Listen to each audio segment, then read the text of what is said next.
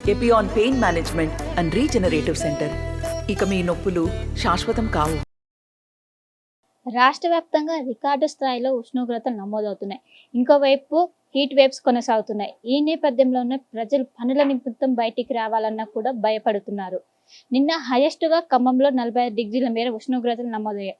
ఈ రోజు ఎక్కడెక్కడ ఉష్ణోగ్రతలు ఏ విధంగా నమోదయ్యాయి, దీని గురించి మనతో మాట్లాడడానికి ఐఎండీ సీనియర్ అధికారి శ్రావణ్ గారు ఉన్నారు. వారితో మాట్లాడదాం. చెప్పండి, నిన్న హైయెస్ట్గా ఖమ్మంలో నమోదయ్యాయి. ఈ రోజు ఉష్ణోగ్రతలు ఏ జిల్లాలో ఏ విధంగా నమోదయ్యాయి? గత 24 గంటల్లో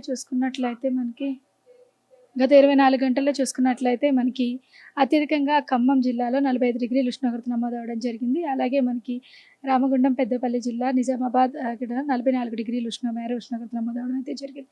అలాగే హైదరాబాద్ మరియు పరిసర ప్రాంతాల్లో చూసుకున్నట్లయితే దాదాపుగా 42.8 డిగ్రీల అత్యధిక ఉష్ణోగ్రతను అయితే నమోదవడం జరిగింది.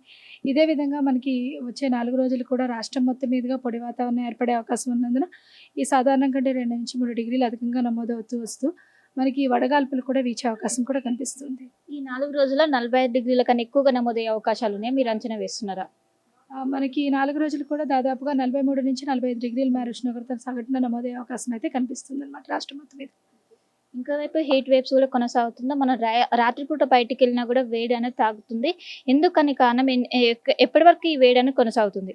దాదాపుగా రాత్రిపూట ఉష్ణోగ్రతలు కూడా దాదాపు 25 నుంచి 27 డిగ్రీల మేర నమోదవుతూ వస్తున్నాయి. అంటే సాధారణంగా అంటే 1 డిగ్రీ అధికంగా నమోదవుతూ ఉండడం, అలాగే వడగాల్పులు కూడా వీస్తూ ఉండడం వల్ల దాదాపుగా మనకి కొద్దిగా వేడిమి వాతావరణం అనేది కంటిన్యూగా ఈ 4 రోజులు కూడా ఉండే అవకాశం అయితే కనిపిస్తుంది అనమాట. తర్వాత మనకి 5వ రోజు నుంచి కొద్దిగా ఉపశమనం కలిగే అవకాశం ఉంది. కొద్దిగా మనకి అక్కడక్కడ చిరుజల్లులు కురిసే అవకాశం ఉంది. అలాగే ఉరుములు మెరుపులతో కూడిన వర్షపాతం కూడా నమోదే అవకాశం ఉన్నందున 6 అంటే 5 6, 7లోని కొద్దిగా సాధారణం కంటే కొద్దిగా తగ్గే అవకాశం అయితే కనిపిస్తుంది అనమాట. ఈరోజు ఏజెన్సీ పరిధిలో ఎక్కడ ఉష్ణోగ్రతలు ఎక్కువగా నమోదయ్యాయి, అత్యల్పంగా ఎక్కడ నమోదయ్యాయి? ఇక్కడ హీట్ వేవ్ సంబంధించి ఏ విధంగా ఉంది హైదరాబాద్లో? హైదరాబాద్ చూసుకున్నట్లయితే ప్రస్తుతానికి హీట్ వేవ్ అంటూ లేదు, కానీ మనం చూసుకున్నట్లయితే 41, 42 డిగ్రీల మేర ఉష్ణోగ్రత నమోదవుతున్నాయి.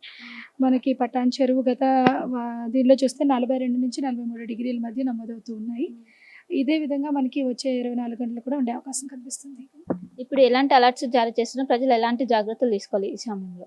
వచ్చే 4 రోజులు కూడా ఆరెంజ్ అలర్ట్ జారీ చేయడం ఉంది. ఆరెంజ్ అలర్ట్ ముఖ్యంగా మనకి కోల్డ్ బెల్ట్ ఏరియా అయిన మనకి భద్రాద్రి కొత్తగూడెం, ఖమ్మం, అలాగే జయశంకర్, భూపాలపల్లి, ములుగు, మంచిర్యాల, నిర్మల్, అదేవిధంగా పెద్దపల్లి, రామగుండం, జోగులాంబ, గద్వాల్, నల్గొండ ఈ పరిసర ప్రాంతాల్లో కొద్దిగా సాధారణం కంటే అధికంగా నమోదయ్యే అవకాశం ఉంది. వడగాల్పులు వీచే అవకాశం ఉన్నందున ఆరెంజ్ అలర్ట్ ఇవ్వడం అయితే జరిగింది. ఇంకా హీట్ వేవ్ సంబంధించి ఇప్పటికే ఏదైనా తెలంగాణ స్టేట్ హెల్త్ బులెటిన్ కూడా రిలీజ్ చేస్తుంది. అందరు జాగ్రత్త ఉన్నారు. మీరు ఎలాంటి సూచనలు, ఎలాంటి జాగ్రత్తలు చెప్తారు? ప్రస్తుతానికి మేము తీసుకోవాల్సిన జాగ్రత్తలు, డూస్ అండ్ డోంట్స్ అనేవి మా వెబ్సైట్లో పెట్టడం, అలాగే పోస్ట్ చేయడం కూడా జరిగింది. అదేవిధంగా ప్రెస్ రిలీజ్ అనేవి ఎప్పటికప్పుడు రెగ్యులర్గా ఇస్తూ ఉన్నాం. దాదాపుగా ఈ ఎండాకాలంలో తీసుకోవాల్సిన జాగ్రత్తల గురించి పూర్తిగా మనం ముఖ్యంగా ఈ వేడిమి అనేది ఎక్కువగా ఉండే సమయాల్లోని ఉదయం 10 గంటల నుంచి 4 గంటల వరకు కానీ ఎక్కువగా బయట మనం అది ఎక్కువ ప్రయాణాలు అనేవి తగ్గించడం అనేది మంచిదని ఆల్రెడీ మనం డూస్ అండ్ డోంట్స్ అనేది ఇవ్వడం అందించడం అయితే జరిగింది.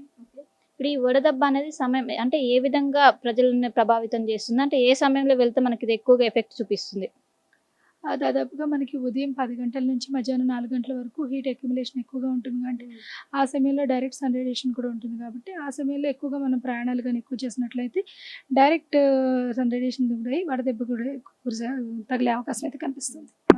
మన బ్యాక్ మ్యాప్లో చూస్తే కూడా మొత్తం కూడా నింపుల కుట్ట మీద తలపిస్తుంది. ఈ సంవత్సరం ఉష్ణోగ్రతలు రికార్డ్ బ్రేక్ చేసే అవకాశం ఉందా? అంటే ఈ సంవత్సరం సాధారణ ఉష్ణోగ్రతల కంటే 2 నుంచి 4 డిగ్రీలు అధికంగా నమోదవుతున్నాయి, కానీ ఇప్పటి వరకు సివియర్ హీట్ వేవ్ కండిషన్స్ అయితే ఏం లేవు. ఈ సంవత్సరం గతంతో పోల్చుకుంటే 2015-16లో అధికంగా నమోదవడం అయితే జరిగింది. తర్వాత నుంచి ఇప్పుడు మనకి అధికంగా నమోదవుతుంది. ఇప్పుడు చిన్నపిల్లలు కావచ్చు, వృద్ధులు కావచ్చు, వాళ్ళు ఎలాంటి జాగ్రత్తలు తీసుకోవాలి, వాళ్ళకి ఎలాంటి జారీ చేస్తారు? దాదాపుగా చిన్నపిల్లలు కానీ వృద్ధులు కానీ మనకి పూర్తిగా ప్రయాణాలు అనేవి తగ్గించడం మంచిది.